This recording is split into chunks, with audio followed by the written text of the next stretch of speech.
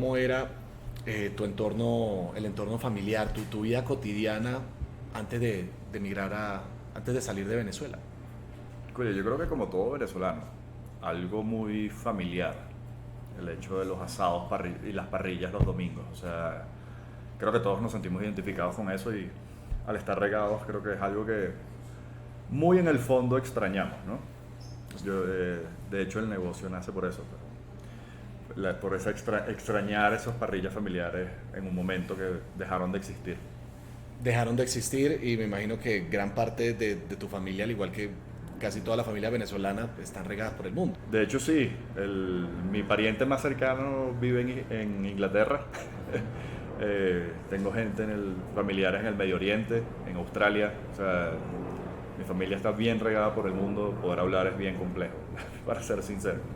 Sí, el tema también es cómo se logra después de una costumbre que se tenía de ese compartir familiar, después todo pasa a ser compartir digitales. Yo creo que hay una dualidad de aspectos, ¿no? Pues lo primero, sí, obviamente las videollamadas funcionan. La verdad que es una manera que no llega a cumplir esa satisfacción de estar con tu familiar al lado. Obviamente ayuda. Creo que lo que más sirve, la verdad, es coordinar siempre esos encuentros alguien pueda hacer, algún viaje inesperado de ir a visitar algún familiar, siempre y cuando se pueda. Porque la mayoría del tiempo es bien complicado, pero coordinar esos viajes y estar ya con la persona es mucho mejor. Esa formación que tú tuviste a partir de tu familia, ¿a quién se la debes? O sea, ¿a quién dirías tú que fue el que marcó que te terminas dedicando a la vida empresarial? Eso es una muy buena pregunta. Porque hay varios temas. Mi familia, la verdad es que muy pocos tuvieron negocio propio. Eh, por el lado de mi mamá, mi tío, creo que es el único familiar que tengo, su hermano menor, el único que tengo que vive en Venezuela hoy en día. Él sí tuvo empresa propia, yo siempre fui muy pegado a él y la verdad es que esa dinámica él siempre me estuvo como enseñando desde chiquito cómo era y en parte fue como un cierto mentor. Hubo cierto entorno también de la situación venezolana que a uno lo llevaba a emprender y a buscar un nuevo camino, pero en cuanto a mi familia yo diría que fue él y mi abuelo, que siempre me decía que si quería tener dinero, montara mi propia empresa. Era como, sí, esa fue Estaba bueno ese consejo. su enseñanza. Él dijo que como empleado siempre ibas a tener un sueldo fijo hasta que te despidan. Y en el momento que te despidan a cierta edad ya no consigues nada. Y creo que es el dilema de muchos venezolanos hoy en día aquí en Colombia. Cuando tú tomaste la decisión de emigrar, eh, ¿qué fue, o sea, cuál fue el punto de quiebre en el que tú dijiste, mira, ya yo creo que la situación ya no da más y tengo que mover operaciones de Venezuela? Bueno, hubo varias cosas. Allá teniendo la empresa, yo vendía en cadenas y llegué a tener almacenado 50 toneladas de chorizo que no pude despachar por protestas. La fábrica quedaba al lado de la casona, en Los Ruices, En Caracas. en Caracas, y literal en la zona industrial de Los Ruices. Eh, Cada vez que habían protestas eran por ahí porque la casona, como casa presidencial, siempre la trancaban.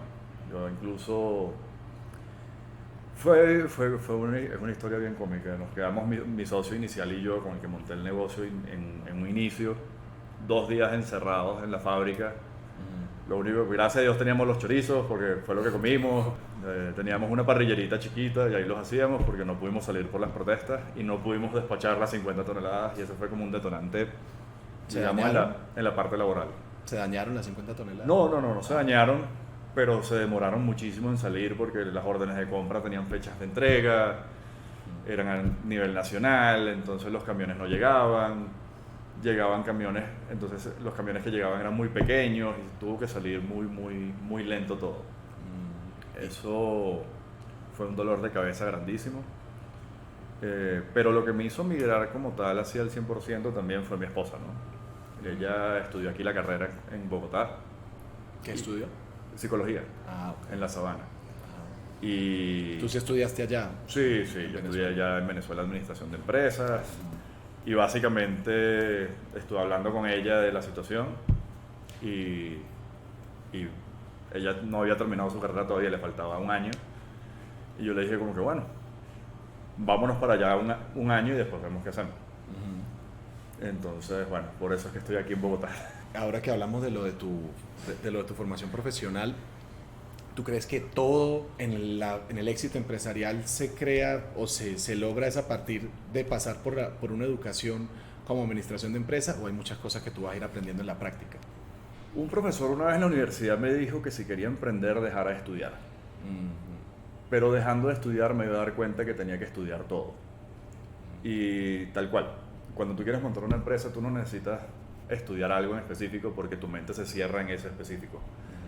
Lo que se refería es que tienes que mantener la mente abierta a cualquier posibilidad. Eso no te lo da si no estudias alguna carrera universitaria. Tú tienes una mente amplia. Cuando estudias una carrera en específico te enfocas en eso. Pero eso sí, apenas montas el negocio tienes que empezar a aprender de contabilidad, de mercadeo, de todas las ramas que existen, porque literal si quieres que tu negocio tenga éxito tienes que estar pendiente de él en todos los aspectos. ¿Y qué me dices de los valores? Ese tema de los valores que se implementan al momento de crear una empresa y de transmitírselos a tus empleados. Hay que ser muy persistente, ¿no? Hay que tener una constancia increíble. A veces las cosas van mal, entre comillas, ¿no? No sé cómo sería la explicación, cómo darle una palabra. Hay una frase que a mí me encanta, es de un coach, de Dan García, él es que si no estoy mal, si mal no recuerdo el nombre, él es coach de todos estos billonarios y cosas, y él lo que dice: todo el mundo te pregunta cuando estás bien, ¿cómo estás? Pero nadie te pregunta cuántas veces te cogieron antes. Cuando digo esto es que uno como emprendedor también aprende a punta de estafas, a punta de que te botan de ciertas negociaciones que ya cerraste por distintos temas.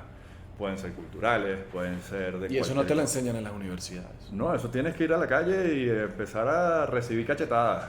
Y a eso es a lo que se refiere la frase, ¿no? Y eso de ninguna manera te lo van a enseñar en la universidad.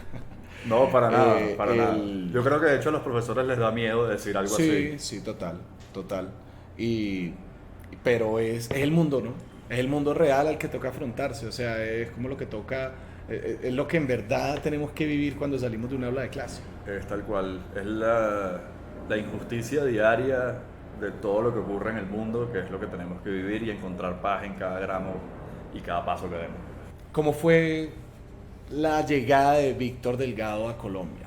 O sea, ¿era lo que tú esperabas o completamente distinto a lo que pensabas como iba a ser Colombia?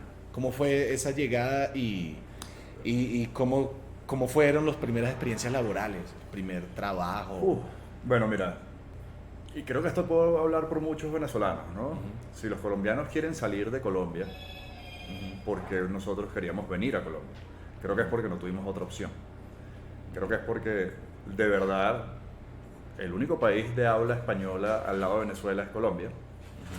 Y si no, era ir a aprender portugués, ir a aprender inglés y para ir a Guyana, que aparte no hay rutas para ir hasta allá, o agarrar una balsa y hablar holandés o Aruba, ¿sabes? No es que había como que, sí, no, es que, mira, me voy a Perú, que para pasar a Perú tienes que pasar por Colombia, para ir a Ecuador tienes que pasar por Colombia, para ir a Panamá tienes que pasar por Colombia. No es que hay una ruta alterna como esa, ¿no? Y es algo que a veces lo he hablado con muchos colombianos, como que siento que a veces ellos no se han dado cuenta de que si ellos mismos quieren salir de su país, ¿por qué nosotros queremos llegar para acá, ¿no?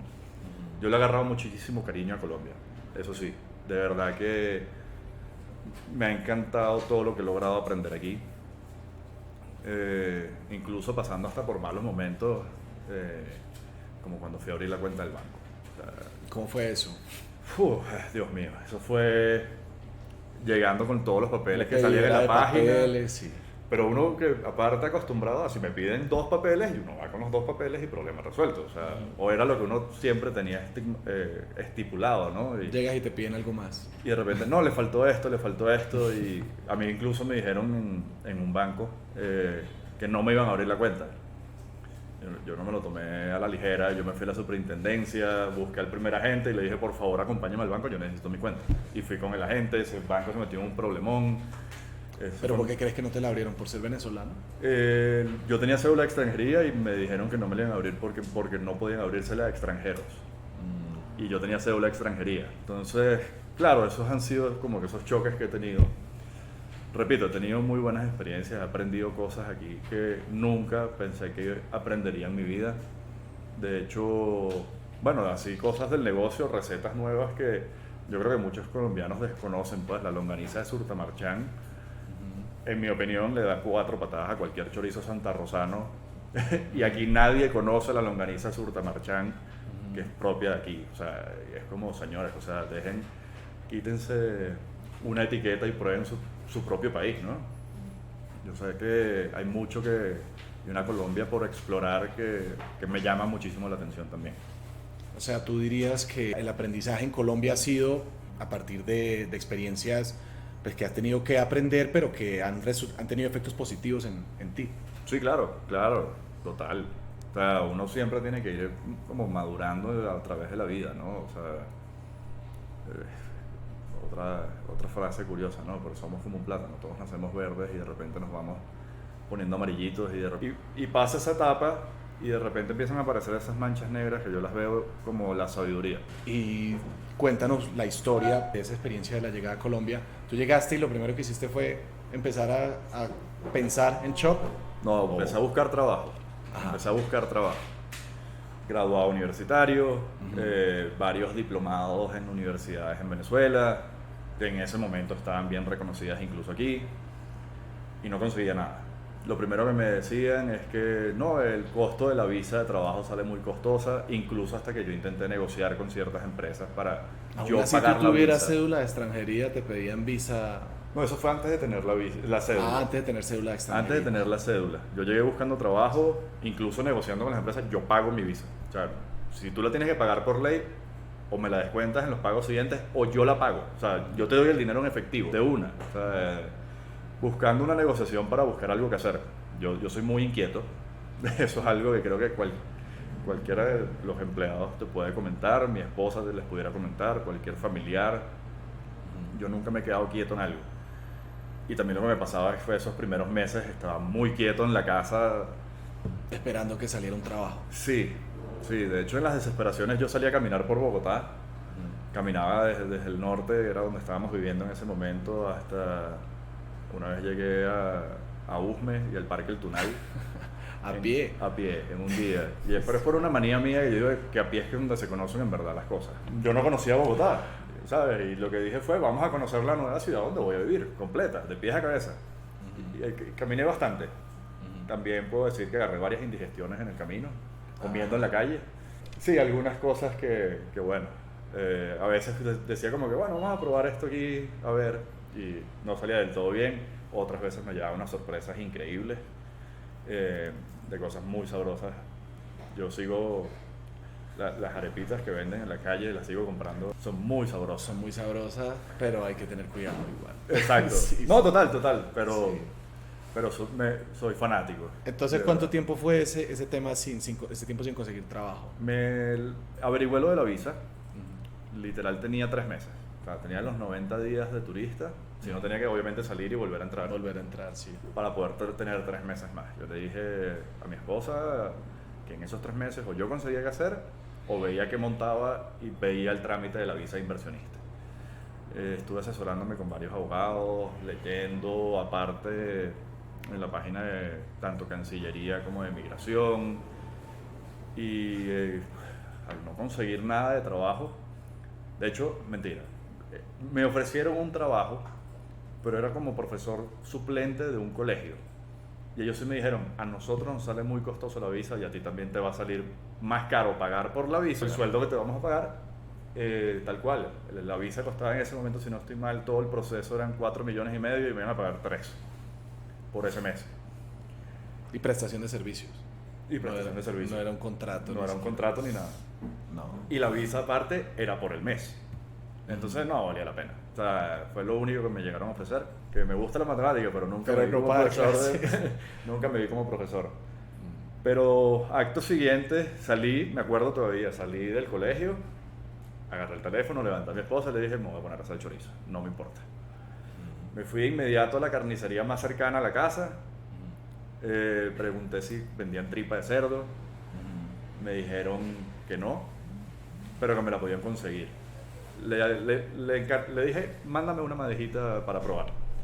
Y por suerte en esas caminatas que les conté antes había encontrado varias empresas que vendían maquinaria, vendían algunas cosas, que es lo bueno, digamos, de esas caminatas locas que me echaba. Obviamente sí, caminaba 60 kilómetros un día, llegaba muerto a la casa y cuando me decían vamos a ir al cine, yo quería era dormir, pero sirvieron, ¿no?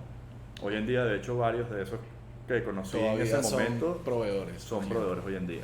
Y son proveedores que no solamente nos han ayudado muchísimo, hoy en día nos dan crédito, nos han apoyado incluso con créditos para maquinarias y crecer. O sea, ha sido, de verdad, muy, muy chévere la experiencia y siento que la gente es más cálida de lo que parece o de lo que quieren aparentar. Pero una vez que agarran confianza con esa persona que reciben, son muy, muy receptivos y, en verdad, muy, muy cálidos. ¿Y compraste la tripa de cerdo? La compré. Y las empezaste a hacer los chorizos en la casa. Empezamos en la casa, tal cual. Y ahí es donde viene lo rudo, ¿no? Yo todavía me acuerdo, mi esposa nunca había emprendido en nada. Yo tengo emprendiendo desde que tengo 9 años. Mi primer negocio fue vendiendo brownies en el colegio. Siempre he emprendido, siempre he tenido esa vocación de emprender, esa vocación de tener mi negocio, de hacer mis cosas, de ganar mi dinero. Digamos que yo me acuerdo, mi esposa entró traumada porque el primer mes vendimos 36,000 pesos. Desde tu casa y vendiéndolo a domicilio. Sí, literal. Y el domicilio era yo caminando con un bolso por la ciudad y me acuerdo que habíamos hecho un bache pequeño, obviamente, porque estábamos en la casa, pero habíamos ido a muchos restaurantes, no habíamos tenido respuesta. El sofá era un congelador horizontal, básicamente. Por suerte teníamos un comedorcito, pero ahí teníamos todo. La sala era la fábrica. 36,000 pesos el primer mes. Sí, literal. Algo que muchos emprendedores pueden sentirse identificados, que dicen, no, vendí 36,000 pesos, esto no da. El segundo mes vendimos 200,000 pesos y el quinto mes estábamos ya por encima de los 3,5 millones de pesos. ¿Todavía desde tu casa? Desde la casa. Desde la casa. Y ahí fue donde mi esposa empezó a decir como que, oye, capaz si hay algo aquí detrás que podemos hacer. Y ya habíamos empezado a cerrar ciertos restaurantes. Y yo tal cual, yo iba con los chorizos que yo hago, toma, pruébalo y me dices qué tal. Y ya de ahí, después de ahí todo fue, pues, subida en cuanto a ingresos, pero también más problemas en cuanto a todo, ¿no? Ah, claro. Crear la empresa. Empezarla. Empezar la empresa. O sea, todo el mundo cree que empezar una empresa es ir a la Cámara de Comercio, tener un número, sí, un certificado y acta, listo. Ajá. Y no, aquí Colombia no se presta para emprender, de verdad. Te ponen muchas trabas, quieren que empieces con todas las de ley, pagando hasta el último impuesto. No hay como en países ciertos beneficios para emprendedores. Tú me decías que eso se contrasta con como estabas acostumbrado en Venezuela, ¿no? Bueno, sí, no solamente en Venezuela. Uno simplemente busca leyes de emprendimiento voy a dar un ejemplo, ¿no? Estados Unidos, que es el lugar más famoso de ese tipo de cosas, y uno ve que hasta te dan créditos cuando has fracasado 6 negocios y no tienes un peso en el bolsillo. Y de hecho en Silicon Valley, todas esas empresas de tecnología a los que le dan créditos no tienen un peso ni dónde comprar una cama, pero les dan créditos de 10 millones de dólares. No hay nada tangible más allá no hay nada tangible, sino que todos son las ideas, los proyectos y la creatividad que se puede crear a partir de eso, ¿no? Es como en Amazon. Ajá. Uno ve Amazon hoy en día, sí, el gigante, el monstruo, la empresa que todo el mundo quisiera o trabajar ahí o tener. Amazon, el mismo Jeff Bezos, empezó con libros. Y no solamente eso, en su oficina no habían puertas, porque él quitó la puerta para montarla y hacer una mesa. Entonces su oficina no tenía puerta. Y son cuentos que uno obviamente aprende cuando ya estás montado en un nivel importante, ¿no? Claro. Y nadie lo nombra, nadie lo dice, pero esa es la porque vida. todo el mundo ve el éxito, todo el mundo ve la foto final, no ve todo lo que ha sucedido antes. Entonces ese proceso de establecer la empresa tal cual fue muy difícil. Sí, papeles aquí, como era extranjero, a mí me dijeron en la Cámara de Comercio que el NIT iba a salir de inmediato al momento de darme el certificado. Por suerte eso sí fue bien rápido, pero me dieron el certificado sin número de NIT, entonces tuve que ir a la DIAN. Como era extranjero, entonces tenía que en ese momento, como yo constituí la compañía con el pasaporte, necesitaba tener una cédula de extranjería que no tenía en ese momento. Entonces tramitar la cédula de extranjería con la visa. Todo un proceso. En ese momento la verdad que no fue chévere, no me la negaron ni nada. Tuve mi primera visa, hoy en día soy residente, ya después de 5 años teniendo visas. Tuve unos encontronazos también en migración, porque uno va, en teoría, a renovar la visa de inversionista y salían una vez en una oportunidad, dijeron que la empresa no producía nada, que era una empresa de lavado de activos. Me inadmitieron la empresa y yo tuve que llevar no solamente facturas, fotos, casi le pongo una tutela a la Cancillería, eso fue un dolor de cabeza.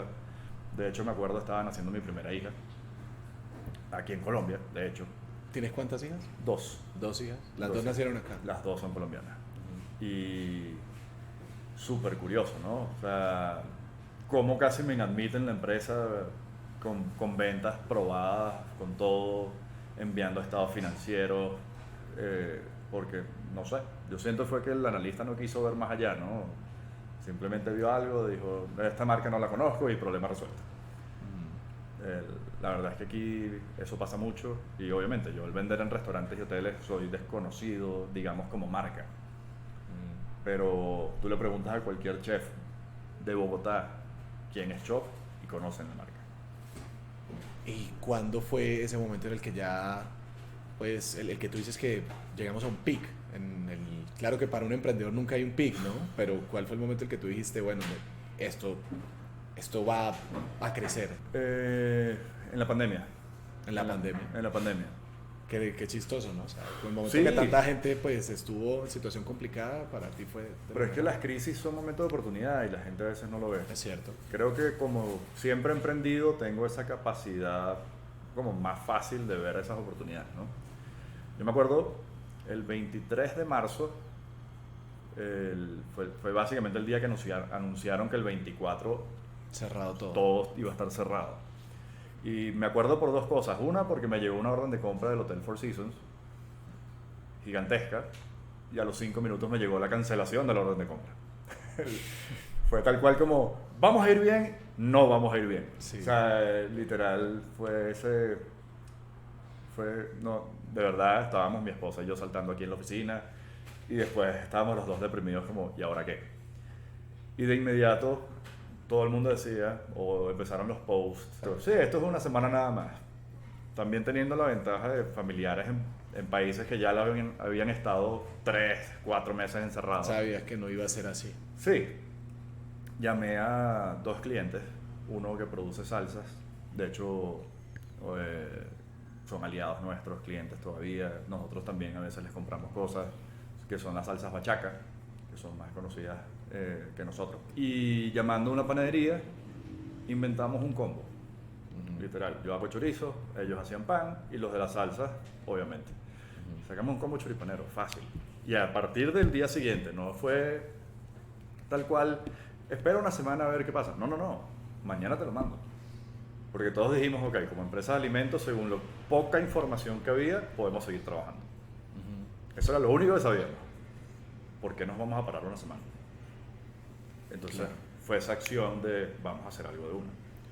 Lo que vimos fue obviamente algo, choripanes, ni siquiera lo hicimos como para ganar dinero, sino como para mantenernos vivos. Literal, nos mantuvimos vivos.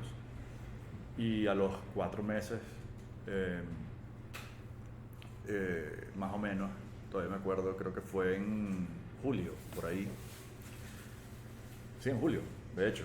Y teniendo el tema de que lamentablemente en la pandemia ya no se conseguían los cortes de carne, por lo menos a nivel industrial. Nosotros usualmente compramos pierna, brazo y recortes de cerdo, recortes magros. Ya no se conseguían, teníamos que comprar el cerdo entero. Entonces me tenía que poner a picar los cerdos y despostarlos. Y nos pusimos a hacer tocineta. En plena pandemia fue como, bueno, vamos a sacar una tocineta. ¿Por qué? Porque necesito usar las planchas en algo, si no, nos salían muy costosos los productos. ¿Y podías trabajar acá en la empresa, en esta fábrica? Sí, o sea, claro. Esto ya estaba. Claro, ya teníamos aquí la empresa en Suba y fue el salto literal que se lo llevamos a uno de los clientes, como mira, saqué esto a ver si por casualidad de la vida te parece bien. Ayúdame en caso de, para poder seguir trabajando.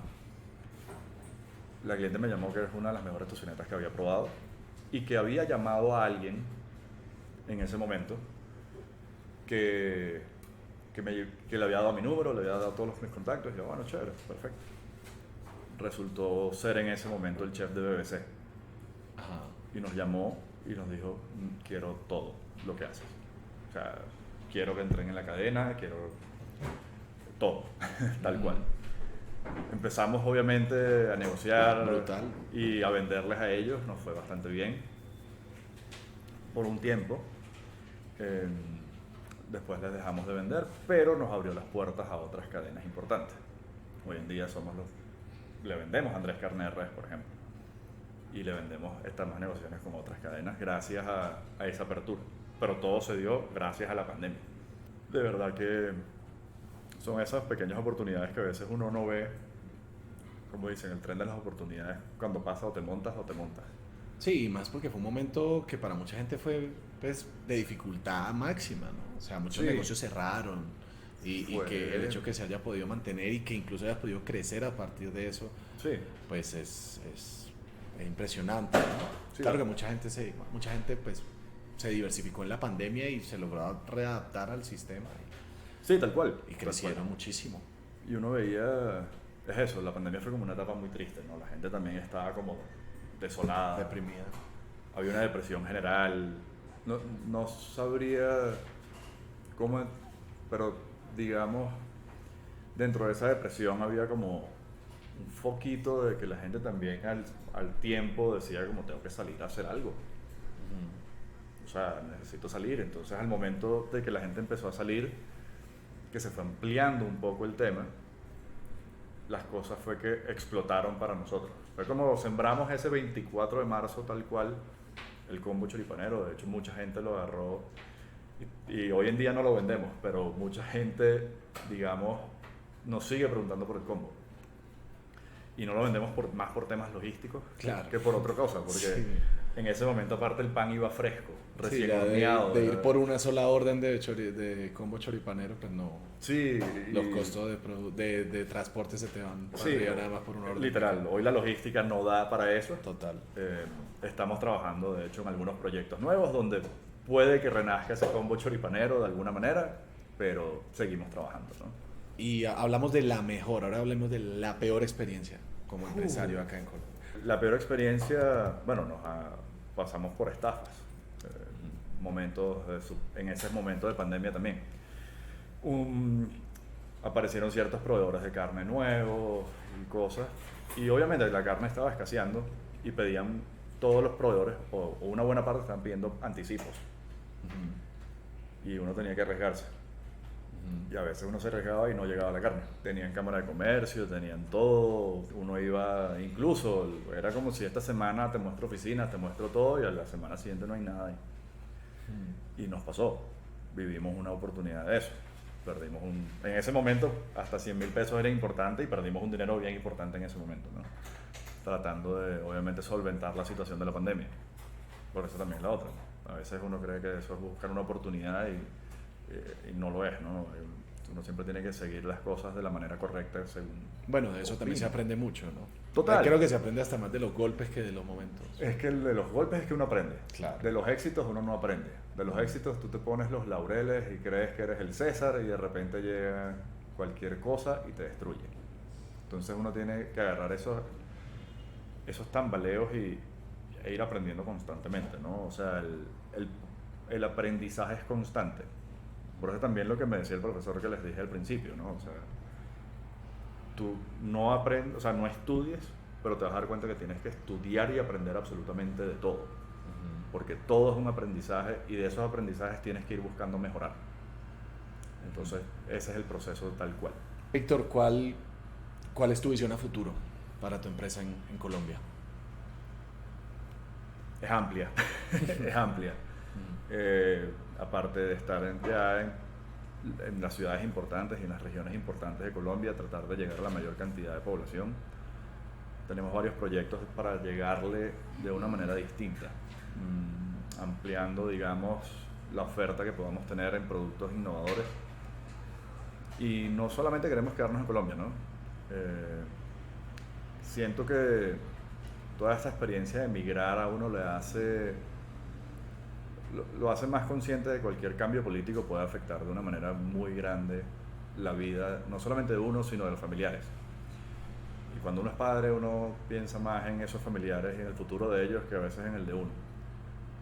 Y a veces tal cual de dejar, si por lo menos llegase a pasar algo como lo que pasó en Venezuela, aquí en Colombia o en cualquier otro lugar donde tenga presencia Cho, dejarle otra semilla a mis hijas sembradas en otro lado, de manera que no se vean tan afectadas por lo que pude haber vivido yo, pude haber vivido mi familia completa. Porque uno como un padre nunca quiere que los hijos pasen por lo mismo que les tocó pasar a ellos. Sí, tenemos que cambiar la mentalidad a veces y dejar que se metan sus trancazos, sus También. golpes.